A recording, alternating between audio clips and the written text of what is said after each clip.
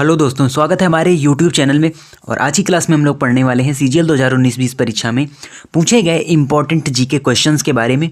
और इन क्वेश्चंस को हम डिटेल में डिस्कस करेंगे, यानी इनसे जुड़े जो अदर क्वेश्चन बन सकते हैं उनके बारे में भी हम डिस्कस करेंगे। तो चलिए स्टार्ट करते हैं आज की क्लास को और देखते हैं आज का पहला क्वेश्चन जो कि रिलेटेड है इकोनॉमिक्स से। और इकोनॉमिक्स से ही रिलेटेड पहले क्वेश्चन के बारे में हम डिस्कस करेंगे और साथ ही साथ एक इम्पॉर्टेंट कॉन्सेप्ट के बारे में भी आपको बताएंगे जो इस क्वेश्चन से रिलेटेड है। तो क्वेश्चन क्या है, यदि किसी अर्थव्यवस्था में मुद्रास्फीति निरंतर बढ़ रही है तो केंद्रीय बैंक क्या कर सकता है, आपको बताना है इसमें 4 ऑप्शन में। और केंद्रीय बैंक अगर हम बात करें तो भारत का केंद्रीय बैंक कौन सा है? भारत का केंद्रीय बैंक है RBI यानी कि रिजर्व बैंक ऑफ इंडिया। तो जब मुद्रास्फीति निरंतर बढ़ती है तब RBI के द्वारा क्या किया जाता है? रेपो दर में कमी, रेपो दर में वृद्धि, रिवर्स रेपो दर में कमी या रेपो दर अपरिवर्तित। तो सबसे पहले अगर हम बात करें कि आखिरकार ये रेपो दर होती क्या है, तो देखिए रेपो दर होती है जो एक प्रकार की ऐसी दर जिस पर RBI बैंकों को धन देता है। यानी रेपो दर कौन सी दर होती है? ये एक ऐसी दर होती है, रेट होती है जो RBI जिस रेट पर बैंकों को धन देता है। तो हम सभी को पता है कि हमारा केंद्रीय बैंक RBI है और उसी के द्वारा सभी बैंकों को यहाँ पर धन दिया जाता है ऋण के तौर पर, और बैंकों के द्वारा फिर RBI को भी धन यहाँ पर दिया जाता है, क्योंकि सभी बैंकें कहीं ना कहीं केंद्रीय बैंक से ही जुड़ी हुई होती हैं। तो जो रेपो दर होती है तो वह दर जिस पर RBI बैंकों को धन देता है उसे हम रेपो दर कहते हैं। और उसके अलावा रिवर्स रेपो दर क्या होती है? तो जैसा कि नाम से ही स्पष्ट है, रिवर्स यानी रेपो दर का उल्टा। तो ये वह दर होती है जिस पर जो भी बैंक होते हैं वो RBI को धन देते हैं। तो ये होती है हमारी रिवर्स रेपो दर, और रेपो दर होती है जिसमें RBI बैंकों को धन देता है। तो आपसे पूछा जा रहा है कि जब मुद्रास्फीति बढ़ती है तब RBI के द्वारा क्या किया जाता है रेपो दर से रिलेटेड। तो अगर हम बात करें कि जो मुद्रास्फीति है ये बढ़ती है तो यहाँ पर महंगाई बढ़ेगी, और जब महंगाई बढ़ती है तो फिर RBI के द्वारा रेपो दर में क्या की जाती है? रेपो दर में वृद्धि की जाती है। तो इसका सही आंसर होगा बी नंबर, रेपो दर में वृद्धि करता है RBI जब मुद्रास्फीति बढ़ती है या महंगाई बढ़ती है, जिससे कि महंगाई कंट्रोल हो सके। और इसको हम ये कह लें कि इसको संतुलित करने के लिए, बैलेंस्ड करने के लिए RBI के द्वारा रेपो दर को बढ़ाया जाता है, यानी रेपो दर में वृद्धि की जाती है। तो इस कॉन्सेप्ट को आपको अच्छी तरीके से याद रखना है कि रेपो दर क्या होती है, रिवर्स रेपो दर क्या होती है। बढ़ते हैं अगले क्वेश्चन की ओर।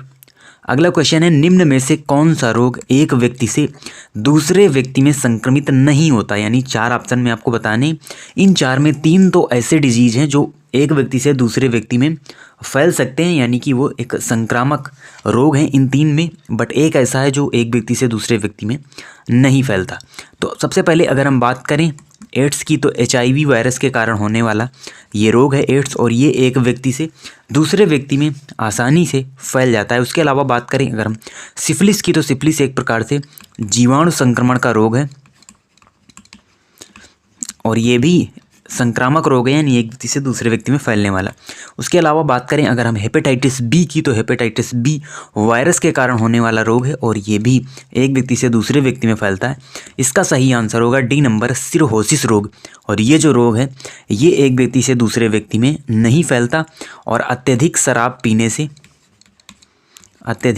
पीने से होने वाला ये रोग है। और इससे क्या होता है कि जो लीवर है वो डैमेज हो जाता है, और इस प्रकार की समस्याएं हमें इस रोग में देखने को मिलती हैं लीवर से रिलेटेड। तो ये जो रोग होता है ये उसी व्यक्ति को होगा जो अत्यधिक शराब पिएगा, ना कि उससे जुड़े हुए अदर पर्सन को इफेक्ट करेगा, ऐसा बिल्कुल भी नहीं है। तो ये यहाँ पर सही आंसर होगा सिरहोसिस रोग। अगला क्वेश्चन है, पॉलिटी से रिलेटेड भारतीय संविधान के किस अनुच्छेद के अंतर्गत सर्वोच्च न्यायालय ने इंटरनेट की पहुंच को मौलिक अधिकार घोषित किया है? तो हम कई बार आपको अपनी क्लासेस के अंदर बता चुके हैं कि मौलिक अधिकार दिए गए हैं हर एक भारतीय को संविधान के अंदर, जिसमें अगर हम बात करें तो 12 से 35 आर्टिकल तक संविधान में वर्णन किया गया है मौलिक अधिकारों को। मौलिक अधिकार 12 से 35 आर्टिकल तक आपको देखने को मिलेंगे संविधान के अंदर, और कुल मिलाकर यहाँ पर 6 मौलिक अधिकार हर एक पर्सन को दिए गए हैं भारतीय संविधान के अंतर्गत। तो इसमें आपको बताना है किस अनुच्छेद के अंतर्गत इंटरनेट की पहुँच को भी मौलिक अधिकार घोषित किया गया, यानी एक ये हर एक पर्सन को ये अधिकार दिया जाता है कि उसकी पहुंच इंटरनेट तक हो सकती है।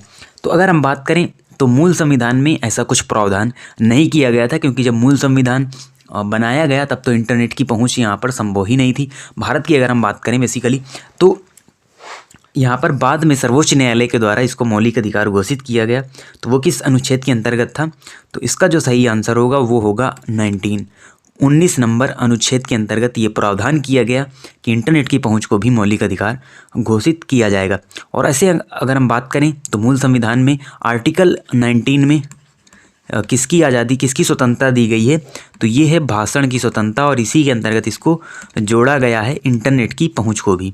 तो वैसे मूल संविधान की अगर हम बात करें तो आर्टिकल 19 में वर्णन है भाषण की स्वतंत्रता यानी अभिव्यक्ति की आज़ादी दी गई है। उसके अलावा बात करें अगर हम आर्टिकल 21 की, तो इसमें भी मौलिक अधिकार दिया गया है, यानी जीवन जीने का अधिकार हर एक व्यक्ति को है, और इस आर्टिकल को कभी भी निलंबित नहीं किया जा सकता। कितनी भी आपातकाल की यहाँ पर घोषणा भी हो जाए तब भी इस मौलिक अधिकार को यहाँ पर निलंबित नहीं किया जा सकता। बात करें अगर हम 14 की, तो इसमें दी गई है कानून के समक्ष सभी को समता, आर्टिकल 14 में। और आर्टिकल 17 में अस्पृश्यता का उन्मूलन किया गया है, यानी छुआछूत से यहाँ पर भेदभाव नहीं किया जाएगा, इस प्रकार के प्रावधान यहाँ पर दिया गया है।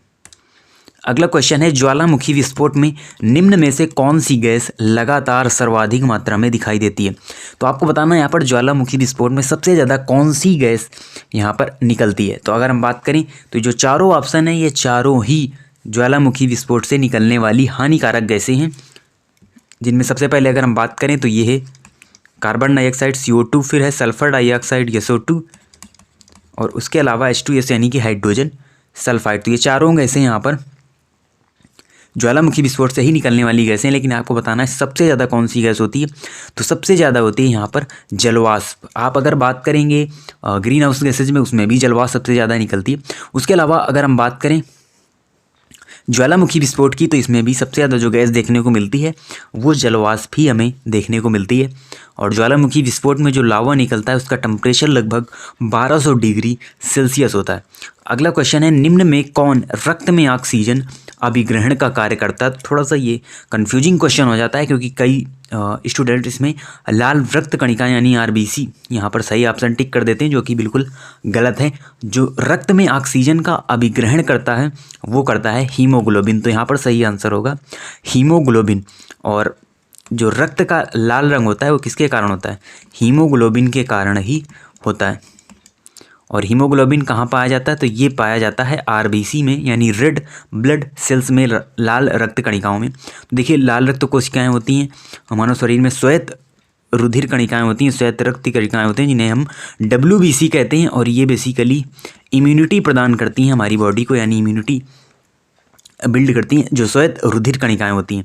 उसके अलावा बात करें अगर हम क्लोरोफिल की, तो इसका मानव शरीर से कोई लेना देना नहीं है। ये पादपों में पाया जाने वाला एक वर्णक है क्लोरोफिल, जिसके द्वारा यहाँ पर पेड़ पौधों के द्वारा भोजन को तैयार किया जाता है। जो हीमोग्लोबिन है ये RBC में पाया जाने वाला एक प्रकार से प्रोटीन है। वैसे हीमोग्लोबिन को भी हम प्रोटीन कह देते हैं, लेकिन जो हीम नामक प्रोटीन है ये पाया जाता है हीमोग्लोबिन के अंदर, और ये कोशिकाओं तक क्या पहुँचाता है? कोशिकाओं तक ऑक्सीजन को पहुँचाया जाता है हीमोग्लोबिन के द्वारा। तो आपको याद रखना है, इनसे रिलेटेड जितने भी अदर क्वेश्चन बनते हैं आपको सभी को इनको अच्छी तरीके से याद रखना है। बढ़ते हैं अगले क्वेश्चन की ओर। अगला क्वेश्चन है, किस नेता ने हमें CR फार्मूला दिया? तो एक प्रकार का CR जो फार्मूला है ये किसके द्वारा दिया गया? एक प्रकार से प्रस्ताव हम मान लेते हैं भारतीय इतिहास के अंदर। तो किस नेता ने हमें CR फार्मूला दिया? तो ये देखिए क्वेश्चन काफ़ी कंफ्यूजिंग, और इसमें आप अगर थोड़ा सा भी चूक गए तो यहाँ पर धोखा खा जाएंगे, क्योंकि ऑप्शन ही ऐसे दिए हुए हैं। सबसे पहले दिया हुआ है CR दास, फिर बाल गंगाधर तिलक और C राजगोपालाचारी। तो अगर आप नाम से बनाने की कोशिश करेंगे तो आप यहाँ पर CR दास टिक करेंगे, जो कि बिल्कुल ही गलत है। यहाँ पर सही आंसर होगा C राजगोपालाचारी, क्योंकि CR दास यानी चित्तरंजन दास और उसके अलावा C राजगोपालाचारी यहाँ पर सही आंसर होगा। तो CR दास आप टिक ना करें, बल्कि आप C राजगोपालाचारी यहाँ पर सही आंसर देंगे। इसीलिए सबसे पहले ही ऑप्शन में आपको दिया हुआ है CR दास, जिसे आप नाम से ही जोड़ लें और इस क्वेश्चन ऑप्शन को सही कर दें। अगला क्वेश्चन है, विक्रम संवत कब आरंभ हुआ था? देखिए विक्रम संवत की जो शुरुआत है वो कब की गई थी? तो इसका सही आंसर होगा ईसा पूर्व 57 यानी 57 ईसा पूर्व में ही विक्रम संवत की स्थापना की गई थी। विक्रम संवत का आरंभ किया गया था। बढ़ते हैं अगले क्वेश्चन की ओर। अगला क्वेश्चन है उस एकमात्र धातु का नाम बताएं जो जीवाणुरोधी होती है, यानी जो जीवाणुओं से बचाती है, बैक्टीरिया से बचाती है। उस एकमात्र धातु का यहाँ पर आपको नाम बताना है। तो यहाँ पर सही आंसर होगा तांबा, या जिसे हम कापर भी कहते हैं। तो यही एक ऐसी धातु है जो जीवाणुरोधी भी होती है। यानी जो तांबा होता है इसे हम क्या कहते हैं? इसे हम जर्म किलर के नाम से भी जानते हैं। जर्म किलर भी कहते हैं हम तांबा को, क्योंकि ये 19 ऐसा साइंटिफिक प्रूव्ड हुआ है कि जो 99.9% रोगाणुओं को मारता है। कौन? कापर। तो 99.9% रोगाणुओं को मारता है कापर, और इसीलिए इसे जर्म किलर के नाम से जाना जाता है। और आपने सुना भी होगा प्राचीन समय में अगर हम बात करें तो लोग क्या करते थे कि रात में तांबे के बर्तन में पानी रखते थे और सुबह फिर उसी जल को पीते थे, जो उनके शरीर के लिए काफ़ी यहाँ पर लाभदायक होता था। तो ये कहीं ना कहीं इसी से जुड़ा हुआ है, इस क्वेश्चन से ही जुड़ा हुआ है। और आज तो बहुत ही कम लोग ही ऐसा फॉलो करते, बट पहले के समय में अगर हम पुराने ज़माने की बात करें तो वहाँ पर क्या करते थे कि लोग शाम को तांबे के बर्तन में वहाँ पर पानी भर कर रखते थे और सुबह उसी जल को पीते थे, जिससे उनको काफ़ी लाभ होता था, उनका पेट भी अच्छी तरीके से सही रहता था। तो ये इसीलिए होता है क्योंकि तांबा को माना जाता है जर्म किलर, और ये 99.9% वहाँ पर बैक्टीरिया को मार देता है, और इसलिए वो जो जल होता है काफ़ी शुद्ध हो जाता है, और वो जल पीने से हमें शरीर में काफ़ी ज़्यादा लाभ देखने को मिलते हैं। तो ये कहीं ना कहीं उसी से जुड़ा हुआ है और आपको यहाँ पर ध्यान रखना है। कापर सही आंसर होगा। अगला क्वेश्चन है मेहरुन्निसा जिसे नूरजहां के नाम से जाना जाता था, किसकी पत्नी थी? तो किस मुग़ल शासक की पत्नी थी आपको बताना है। हुमायूं, शाहजहां, औरंगजेब और जहांगीर। तो आपको यहाँ पर बताना है मेहरुन्निसा कहा जाता था, नूरजहां भी उसे कहा जाता था। तो ये किसकी पत्नी थी? तो यहाँ पर सही आंसर होगा जहांगीर। तो जो मेहरुन्निसा है या नूरजहां है वो जहांगीर की पत्नी थी। और जहांगीर कौन है? ये है अकबर का पुत्र। तो इस प्रकार से अगर हम बात करें मुग़ल शासन में सबसे पहले आता है बाबर का शासन, फिर आता है हुमायूं का शासन, और फिर यहाँ पर आता है अकबर का शासन। अकबर के बाद जहांगीर, और फिर शाहजहां, उसके बाद औरंगजेब। इस प्रकार से कुछ जो इम्पोर्टेंट शासक हैं मुग़ल काल के, उनका आप यहाँ पर क्रम देख सकते हैं। बाबर, हुमायूं, अकबर, जहांगीर, शाहजहां और औरंगजेब। तो जहांगीर जो है वो अकबर का पुत्र है जिसे सलीम के नाम से जाना जाता था, और 1605 से 1627 ईस्वी तक इसने शासन किया, यानी मुग़ल शासक ये रहा जहांगीर 1605 से 1627 ईस्वी तक। और जो कश्मीर का शालीमार बाग है वो भी इसी के द्वारा बनाया गया था, और चित्रकारिता का काल कहा जाता है जहांगीर के शासनकाल को। उसके अलावा जो न्याय की जंजीर है वो भी जहांगीर से ही रिलेटेड है। और बात करें अगर हम, तो फिर इसके बाद जहांगीर का पुत्र शाहजहां मुग़ल शासक बनता है, और जिसने ताजमहल बनवाया है मुमताज़ महल की याद में। उसके बाद औरंगजेब शासन आता है, और औरंगजेब के बाद जो शासक आए वो सभी कहीं ना कहीं कमज़ोर मुग़ल शासक ही रहे। तो ये काफ़ी इंपॉर्टेंट यहाँ पर क्वेश्चन हो जाता है। उसके अलावा मिडाइवल हिस्ट्री हमने डिटेल में कवर की है, आपको आई बटन पर यहाँ पर मिल जाएगा उस प्लेलिस्ट का लिंक, और आप अच्छी तरीके से उन लेक्चर्स को कवर कर सकते हैं, जिससे कोई भी क्वेश्चन आपका मिडाइवल हिस्ट्री से रिलेटेड यहाँ पर गलत नहीं होगा, क्योंकि ये सभी चीज़ें वहाँ पर हमने आपको अच्छी तरीके से समझाई हैं। बढ़ते हैं अगले क्वेश्चन की ओर। अगला क्वेश्चन है निम्नलिखित में से क्या एक प्राकृतिक ज्वालामंदक है? आपको बताना है, यानी प्राकृतिक रूप से आग को बुझाने वाला, अगर हम कहें सिंपल भाषा में, तो प्राकृतिक ज्वालामंदक कौन है? त्वचा, डीएनए, पुष्प। तो पहले ही देखिए त्वचा, स्किन का कोई यहाँ पर लेना देना नहीं है, और पुष्प से भी यहाँ पर कोई लेना देना नहीं है। अब यहाँ पर है डीएनए और आरएनए। तो डीएनए आरएनए में कौन प्राकृतिक ज्वालामंदक है? तो इसका सही आंसर होगा डीएनए, जिसे हम कहते हैं डीऑक्सीराइबो न्यूक्लिक एसिड। तो यहाँ पर यही एक प्रकार का क्या है? प्राकृतिक ज्वालामंदक है, क्योंकि इसमें नाइट्रोजन जैसे जो भी पाए जाते हैं, तो उसके अलावा इसके लिए ही यह प्राकृतिक ज्वालामंदक का कार्य करता है। तो ये हमारे आज के इम्पोर्टेंट 10 क्वेश्चन थे, काफ़ी इंपॉर्टेंट क्वेश्चन थे। हमने इकोनॉमिक्स के भी एक अच्छे कॉन्सेप्ट के बारे में पढ़ा, साथ ही साथ जो अदर क्वेश्चन थे उनके बारे में भी रिलेटेड जो इंपॉर्टेंट फैक्ट्स हैं उनके बारे में डिस्कस किया। और इसकी PDF ऑलरेडी अवेलेबल है हमारे टेलीग्राम चैनल पर, तो वहाँ से आप उस PDF को सबसे पहले, वो फ्रेश फाइल है, आउट ऑफ 10 आप वहाँ पर पहले क्वेश्चन सॉल्व किया कीजिए डेली बेसिस पर, और फिर यहाँ से क्वेश्चंस को मैच कर सकते हैं।